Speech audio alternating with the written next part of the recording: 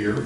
Obviously, we have a big crowd for a reason. The governor of Louisiana is in the house, and we thank Governor Edwards, who has been here before, not to this location, but he has addressed the Press Club on a few occasions, and he has been accessible through his 7.5 years as governor, and I can attest, having been the moderator for 85 radio shows in which he has subjected himself to all kinds of questions from people in various parts of Louisiana and in some cases in other parts of the country. But I think most people know the backstory of Governor Edwards. He was elected to the State House in 2007 from his hometown of Amite. He was elected after graduating both from West Point and from LSU's law school.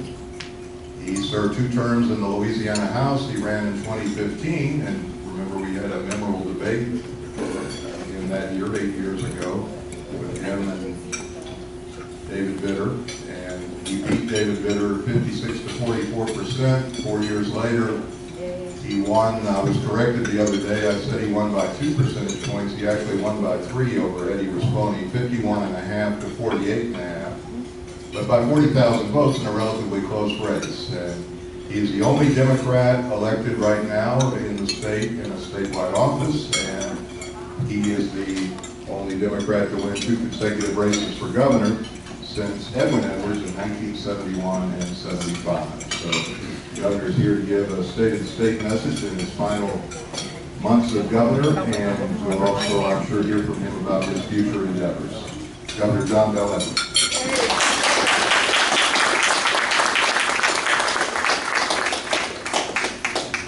Thank you. And I don't think anybody other than Jim Easter keeps all that stuff. About years people were elected and percentage points of wins, but I'm not surprised because, as he said, I've been on the radio program with him 85 consecutive months. And by the way, I do encourage whoever the next governor is that he or she continue that program, because I think it helps from a few perspectives. One is you hear from people about what's important to them, and these are people all over the state, and some from Longview, Texas. And you hear about what's important to them, but you also, because you're preparing and you don't know what questions you're going to get, you really spend a lot of time, or at least I do, making sure that I'm familiar with things that are going on in state government, what's happening in the news, what might be a current event out there that I'm going to be asked about, and then for good measure, all things related to the Saints and to LSU and all that sort of stuff is always something that's fair game. I appreciate the invitation to be here with you all today, and it's been a while since I've been at the Press Club. I want to start by thanking you all for keeping people informed. I know just this past weekend, I think Washington did the annual, was it Gridiron Dinner? Whatever they call it. And it's always a good time with jokes and that sort of stuff. But every year, the folks who are invited to speak also make sure that they let the media know just how important they are to keep people informed, and that is certainly the case here in Louisiana. Keeping them informed on a daily basis so that they can be better citizens and that sort of thing. But most importantly, and in too many cases since I've been governor, the information that you provide actually help people stay alive, whether it's because of a hurricane or other severe weather, or because of COVID, and so forth. So I want to thank you for everything that you do. Today I'm going to focus on my priorities for this legislative session, and it is a fiscal session. It is the last regularly scheduled session of my second term as governor. I hope there will not be an unscheduled special session. We've had enough of those as well. But it is a fiscal session, and I think the fiscal work is really ought to be the focus of what we're doing this year. I want to start by telling you I feel very good about the budget that we presented to the legislature, and That's primarily House Bill 1, which is the next year's operating budget, but also the supplemental budget for the current year, and then the House Bill 2, which is the capital construction budget. Because of the increased investments that we're able to make this year, as reflected in the budget, I believe it is truly transformational, and it continues progress and momentum on things that I think we all believe to be a priority. And it's such a far cry from where we were the first year that I became governor. And you know, I sat down and took a look at it the other day and was comparing and contrasting, because up until now, I kind of did it 1 year at a time. But to see where we are today relative to where we were in 2016, really, I think, is impressive. And I want to start by giving a lot of credit to Jay Darden and others who really helped me with the budget, but also with the legislature, not just the one that's sitting now, but the one that was in office last term. Because everything we did to fix our budget problems required at least a majority vote. In the legislature, where both the House and the Senate were primarily, or majority Republican, I should say, and as you all know, I'm a Democratic governor. But most of the big things required a 2/3 vote, which is really, really difficult to get when you're talking about revenue.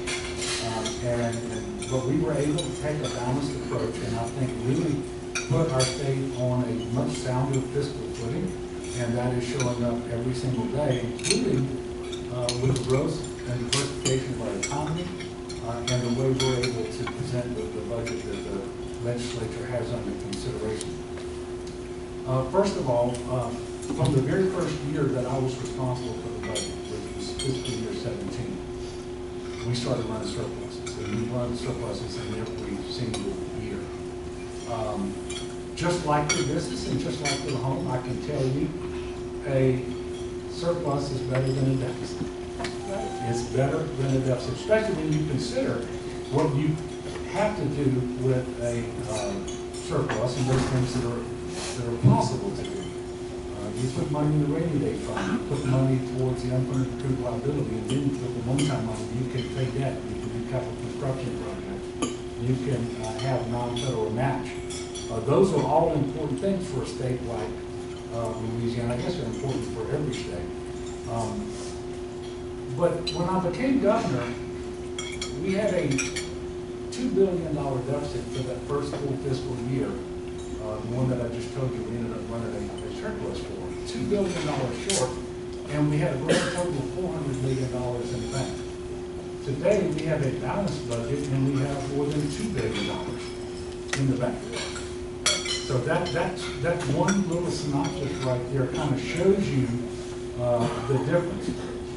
We have 5 times the savings in the state of Louisiana that we had when I became governor. The rainy day fund, which is what we all think of as the budget savings, what we call the rainy day fund, the primary savings account for the state, when it gets the deposit from this last surplus, 25% of that surplus, it'll have the highest fund balance in its history.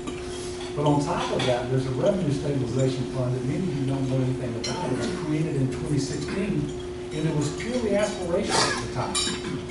It has more money than the budget stabilization fund. And you have just those 2 funds up, and you get to that $2 billion mark that I was talking about. And we also have been paying down debt at record levels, and we not just paid down debt, but we've actually paid cash on some things in order to not incur debt in the first place. In the last 2 years, we paid a total of $800 million of the state's share to the Hurricane Storm Damage Risk Reduction System that benefits the 5 parishes around Greater New Orleans. And had we not done that, we would have paid out more than $1.4 billion over the coming decades in debt that we didn't even incur. So those are some of the good things that we've been doing. I want to talk a little bit about infrastructure as well.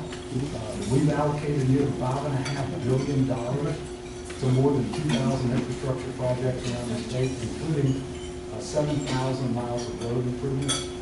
And Louisiana is set to receive approximately $1 billion over the next 5 years, just on the bridge formula program.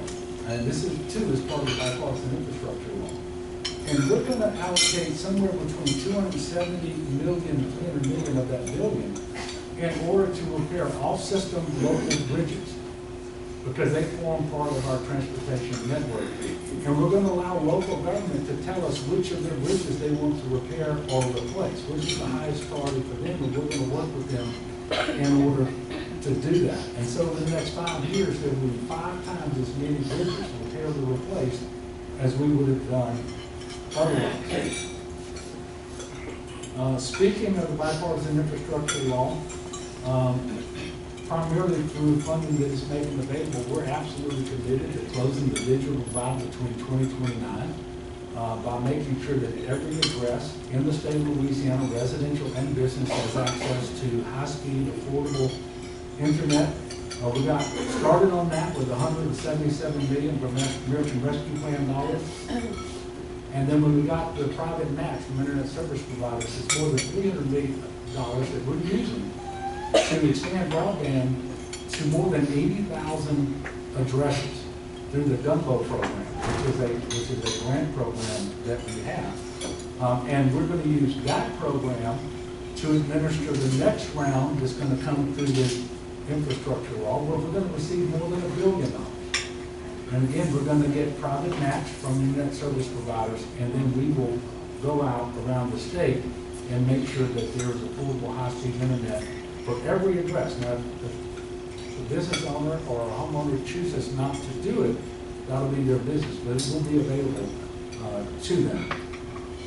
We're also making other long-term investments that I believe will pay dividends for generations to come.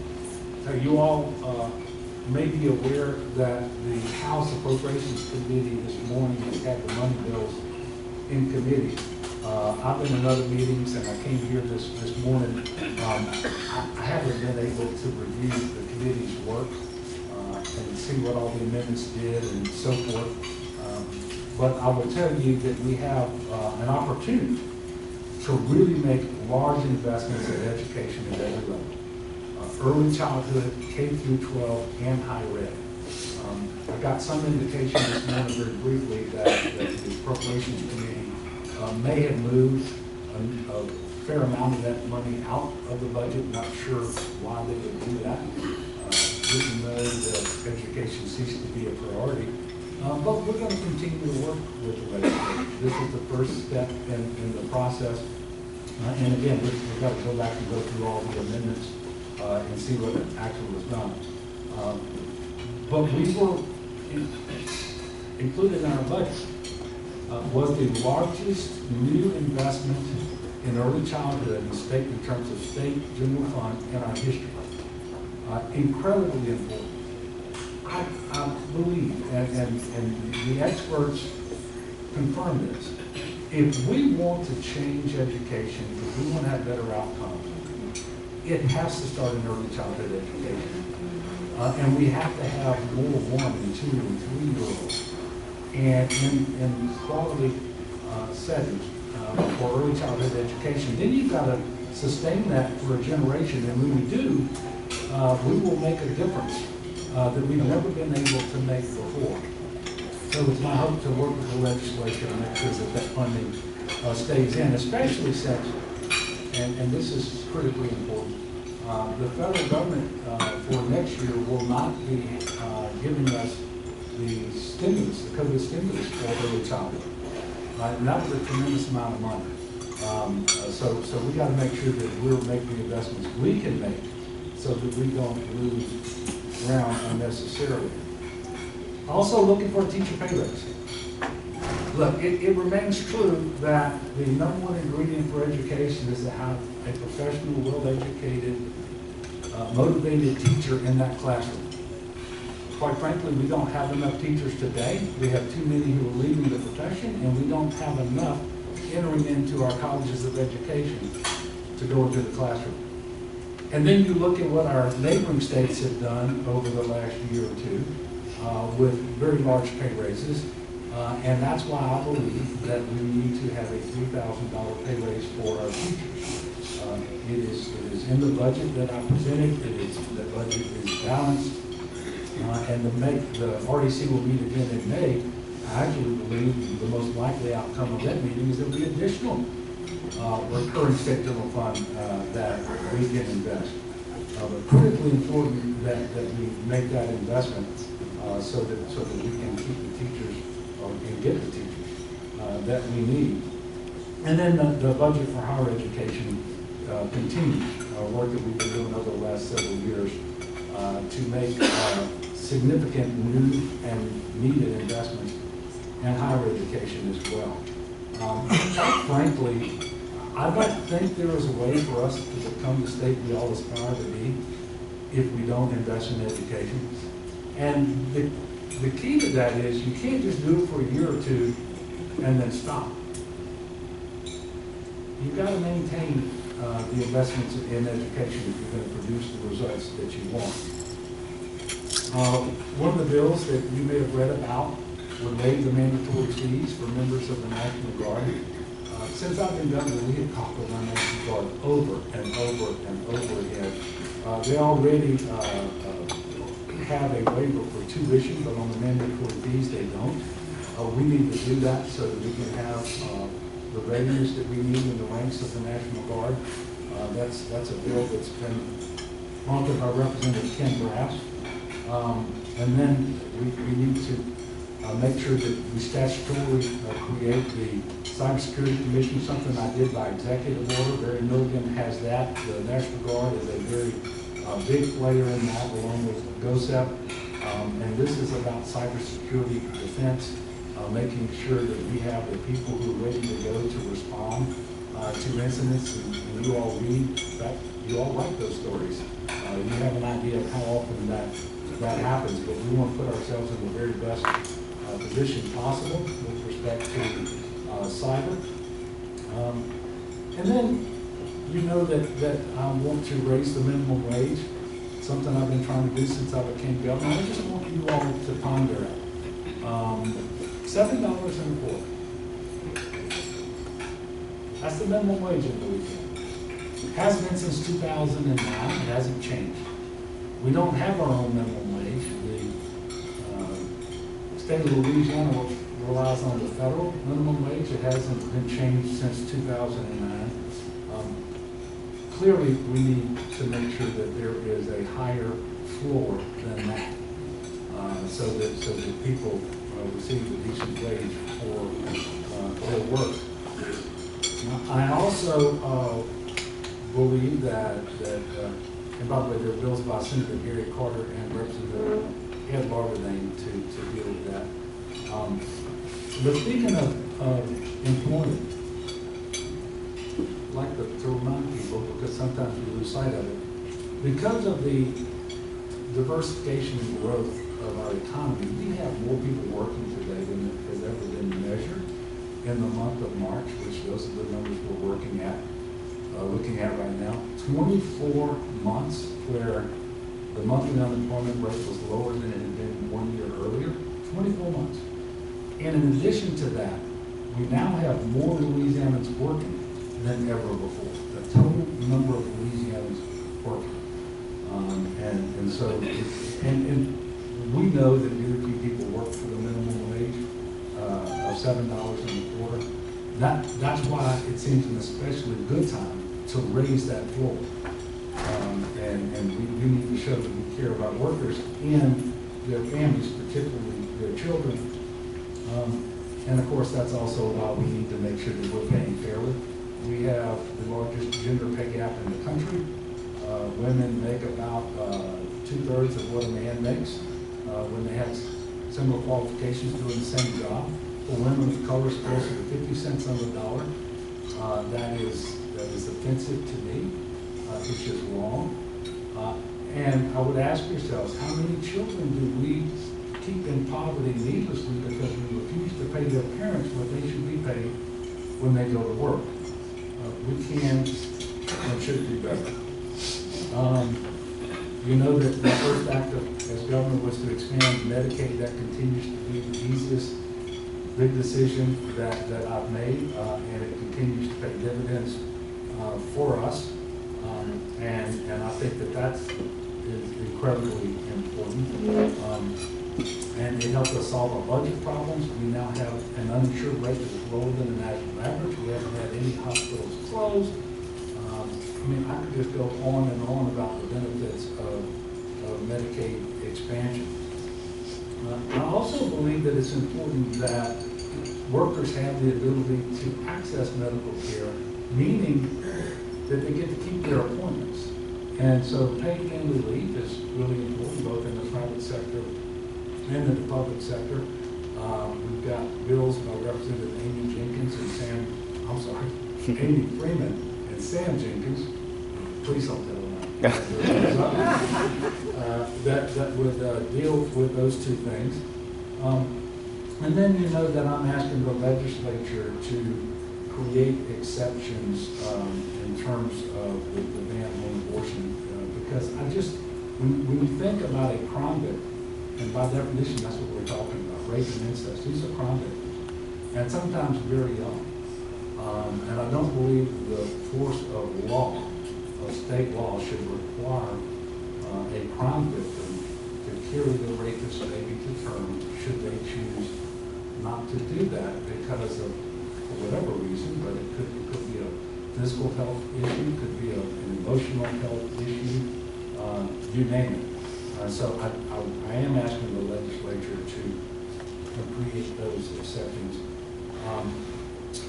We're working to make sure that we incentivize more insurance companies to write policies in Louisiana to create more competition, to drive down premiums, depopulate citizens, and so forth. Easier said than done. I mean, this is really difficult. Quite simply, if you go back to 2020, although last year we had a really good year on rainstorms, previous years we had 5 major hurricanes, 2 of them the strongest that ever hit the state of Louisiana. And then even last year when we got a break, Florida didn't, and they had a very strong Hurricane Ian, and these insurance companies right across state lines. And so some of the companies that had exposure last year in Florida actually stopped writing in Louisiana. But there's some things we can do through the Insured Incentive Fund that we're working with the Commissioner Administration on and with the legislature. The Fortified Roof Program promises to deliver good results over time and has elsewhere as well. Senator Jay Leno has Jim Serpin. I'm almost finished here. Jay Leno has Senate Bill 11, which I think is really important because it came out of committee. First time the bill came out of committee, it was on auto insurance. It would say you shouldn't have to pay more simply because you're a female. That makes sense to me. Let's see. The last thing I asked the legislature to do, and for the first time, was to end the death penalty. I think that time has come based on the fact that in 20 years, we've executed 1 person on death row and we've exonerated 6. We've executed 1, we've exonerated 6, and hundreds of millions of dollars has been spent over that time period to have capital punishment in Louisiana. It starts when the individual is charged, and all the additional costs go up, both on the prosecution side and on the defense side, almost all of which in every case is funded by the taxpayer, and then to actually have death row itself. So I think we can do better than that. I don't believe that it is a deterrent to crime. It isn't necessary for public safety. And quite frankly, I think it's inconsistent with promoting a culture of life, since it by definition promotes a culture of death. And the example that we're setting for the people of Louisiana, and especially young people, is that it's okay to resort to violence and death to settle a score. I just don't think it makes sense for us in 2023.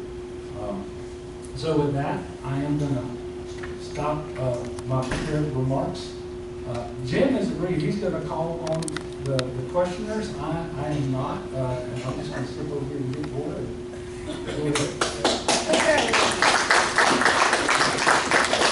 a reminder that only working media and members of the press club are to ask questions. So, if you have a question for Governor Edwards? I know I just answered all of your questions. Governor, on the campaign trail, particularly the Republicans running to replace you, talk about the loss of people moving out of the state. And while you often take credit for things you do justifiably, are you to blame for the state's population loss? Well, as I recall, we went through a census in 2020, and we didn't lose people. We gained population, and in fact, there was the same number of states that had a higher population before the census as there was after. And so we should all be worried if we have people moving out of state, if they're in large numbers. I don't believe the facts bear that out. And and one of the things that I've always been, and by the way, that census was taken in the fall of 2020, in the middle of those 5 hurricanes, one of which was the strongest ever to hit our state in southwest Louisiana, and while thousands of people were not at home, and they were all across the state and sometimes out of state, and we still didn't lose population. When you look at just the sheer number of storms that have uprooted people, whether it was for a few days or a few weeks or a few months, I guess you can go all the way back to Hurricane Katrina. Quite frankly, I am amazed and impressed at the resiliency of the people of Louisiana for staying here, and I'm very thankful that they do. And I think it's confirmation of something that we all know. Louisianans love Louisiana. We still have the highest percentage of native-born people in our state of any state in the country. So I guess I reject the premise of your question. Isn't that shown in 20 and 21 in the latest state census figures for the last couple of years? Yeah, but those intermediate reports don't typically, at least in the past, they haven't been proven to be accurate when it was time to actually do a full-blown census. And I guess I would be even more impressed because if we have the highest number of people working today ever, then we also then have the highest percentage of people, if your question is correct. Could I follow up on that? Sure, Lanny. Lobby had a panel, and they hired a guy named Jim, I think it's Jim Abernathy, who is one of the South's leading consultants on the economy. And the larger point, other than population number here or there, is that we're still 48, we're still 49, we're still 47th at various measures. Now, some of those are 5 years old, because that's where the data comes from. But on the larger sense, do you feel that you've been dreadfully successful in changing the trajectory of the state of Louisiana? Well, first of all, I believe that we have had tremendous success in a number of areas. I would never, ever suggest or say that we aren't challenged in ways that we don't want to be challenged. But if you look at criminal justice reform, I think incredibly successful. If you look at the Medicaid expansion and the fact that the uninsured rate is now lower than the national average, I think that that is incredibly helpful as well. And there are a number of things that we've done, Lanny, I think, to position the state for success, like the investments in education that we have made. How are you going to be a better state that is going to be more attractive to people, not just moving here or keeping them here or attracting investment, if you're not investing in the workforce and education, if you're not investing in healthcare, if you're not investing in infrastructure? We're doing all those things at unprecedented levels. So those are things that I am immensely gratified by. You don't change the rankings overnight, we all know that. And there is a big lag between when data becomes available in order to validate whatever it is that you've been doing. I think Lanny just made mention of that as well. So there are a lot of areas. I am very satisfied with the many things that we have been able to accomplish here in Louisiana, and I believe that continuing to prioritize those efforts and that funding is the key to moving our state forward. Chris? Governor, are there any bills moving to the legislature that are gaining momentum that you aren't particularly a fan of and would not like to see make it to your desk? Well, that's always the case. Any specific? Look, and I'm going to answer the question. I'm always reluctant, and y'all know this about me, early in the legislative session especially, to talk too much about particular bills, because quite often some of them will get hung up in the committee. They will be amended to the point where they started off objectionable and now they're not objectionable and that sort of thing. It would be wonderful if the legislature really focused its time and attention on bills that make a real difference. Understanding this is a fiscal session, and that really is what we ought to be doing. And I think you saw money bills that would spend $30 billion come out of committee this morning with far less debate, questions than we see on bills that just won't make any difference for our state. And so I would always reserve the right to look at the bill as it reaches my desk. But it is absolutely fair to say that there are a number of bills filed that I think they're in search of a problem, and therefore they could be a problem themselves.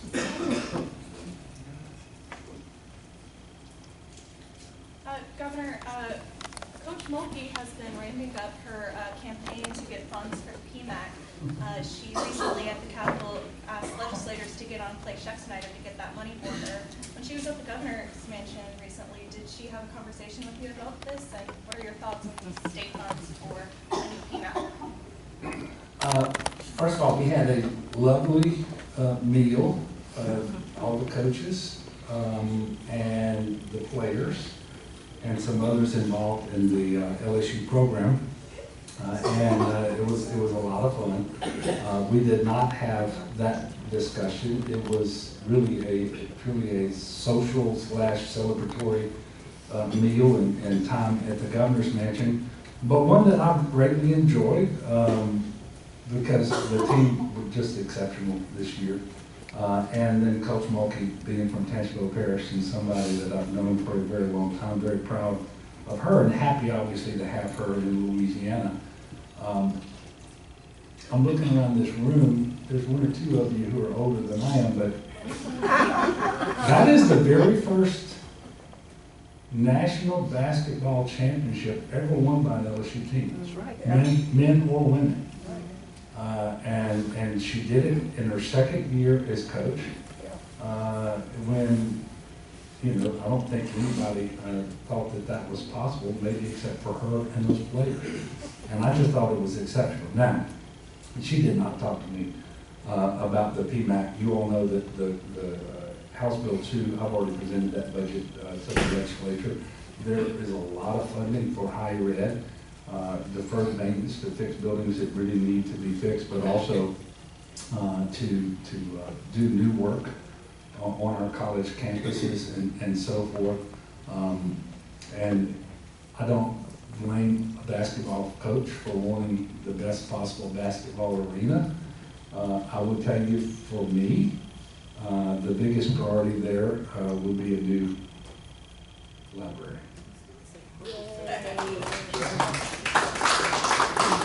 Yes. Governor, I get your thoughts on two Democrats jumping ship in so many months, 2 months, to the Republican Party to add to the supermajority. And what's your question? The two Democrats, how do you feel that affect your agenda? You lost Jeremy O'Connell, you've lost Francis Thompson. Any concerns about how that's going to? No, it doesn't affect my agenda. And I think I just told you what my main priorities were. I didn't alter them in any way.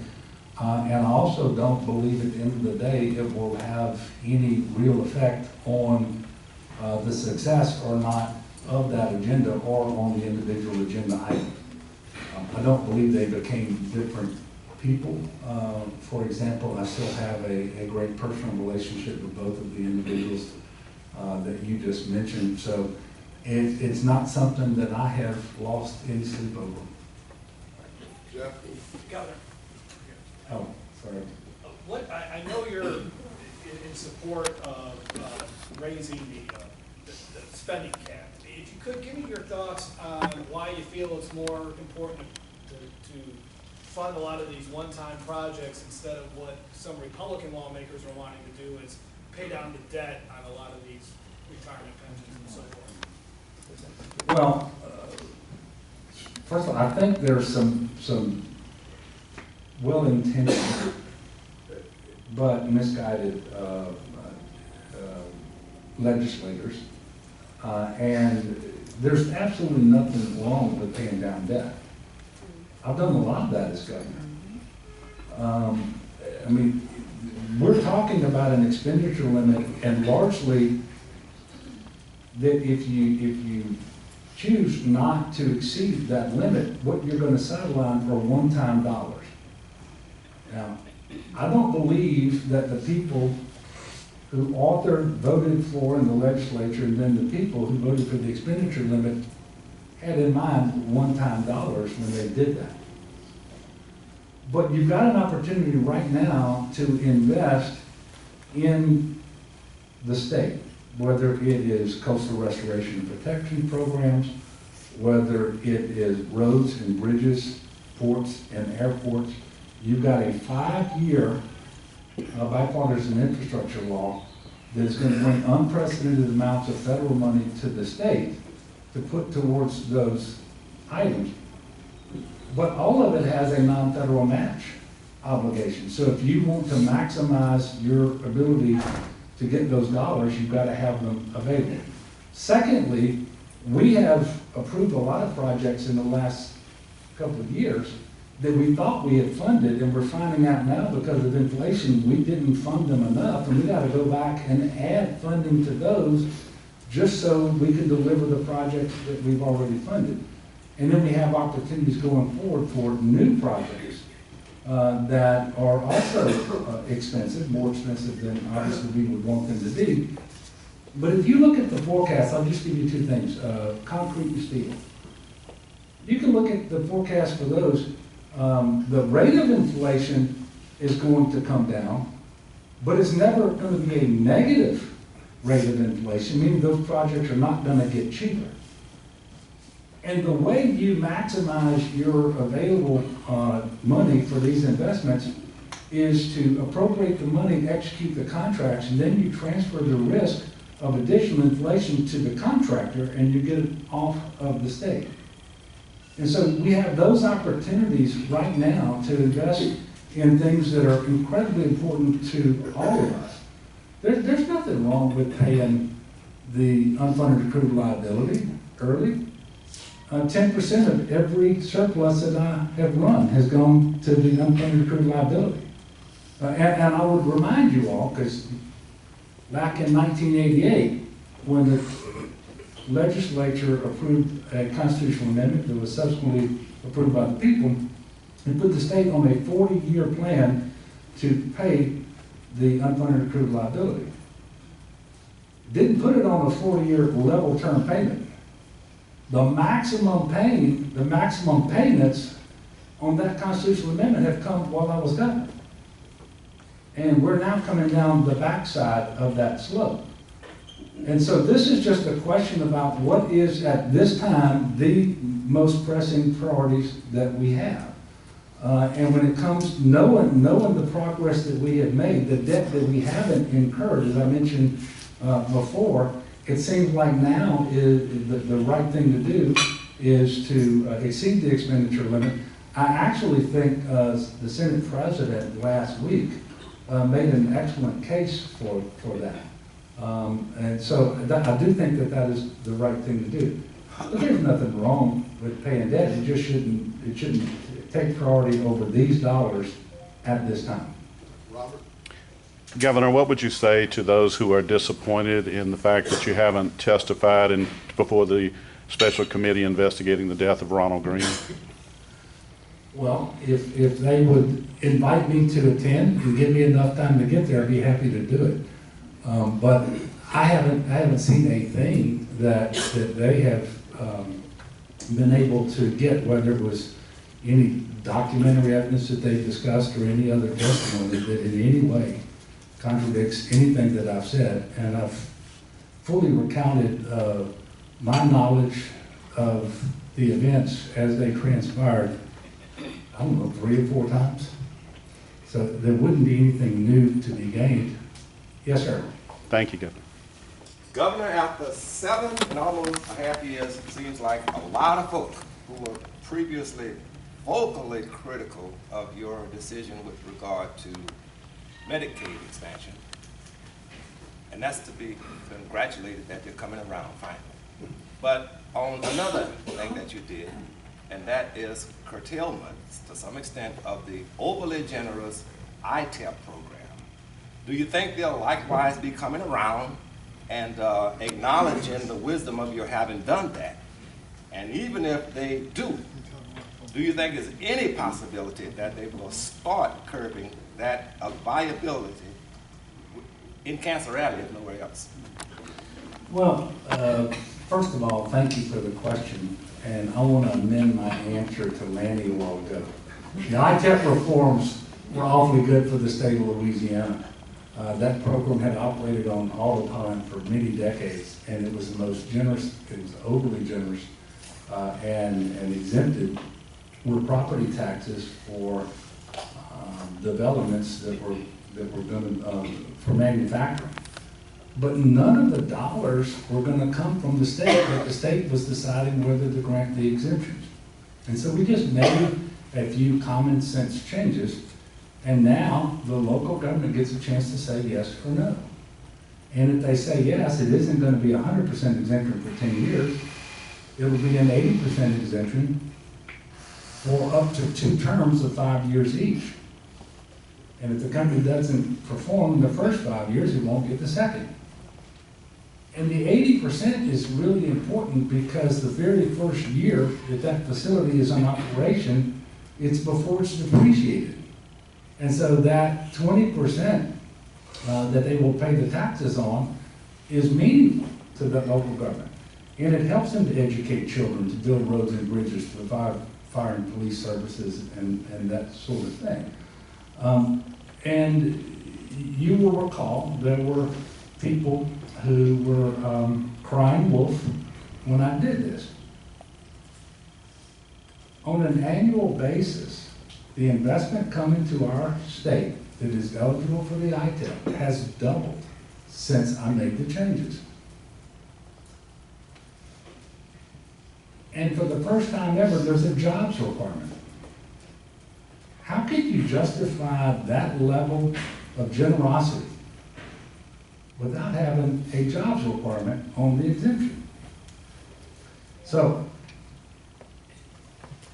I know the policy is good. I know the results have been tremendous.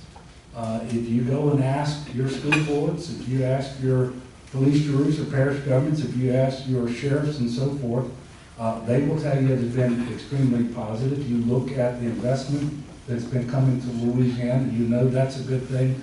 I would hope that the next governor, whoever he or she will be, and I certainly hope it's Sean Wilson. I know he won't be making the changes. But I think they will have a hard time moving away from all that. I think I saw where even Stephen Langsback the other day mentioned that he would keep the 80%.